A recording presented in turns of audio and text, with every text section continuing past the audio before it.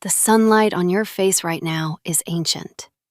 Its story began before the pyramids, deep inside the sun. Let's follow it home. The sun isn't a fire. It's layered plasma, and every layer treats light differently. The core, 15 million degrees. Hydrogen fuses into helium, releasing flashes of light, photons. This one we'll call PIP.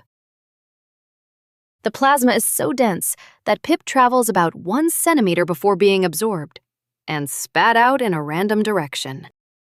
Scientists call this a random walk. PIP calls it annoying. Flying straight, light could cross the sun in about 2 seconds. Instead, the zigzag takes roughly 100,000 years.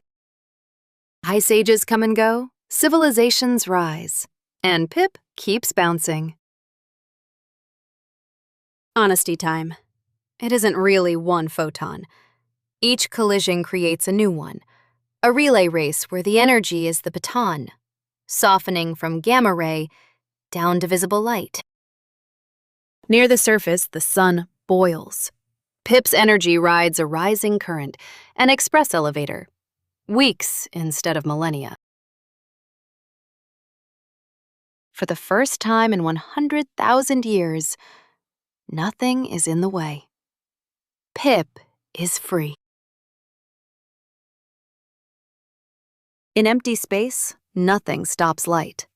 Past Mercury, past Venus, 150 million kilometers in just 8 minutes and 20 seconds. Some photons scatter in the air. That's the blue sky. Some land on leaves, and some land on you. Sunlight is ancient and brand new. Next time you feel it, say hi to a very old traveler.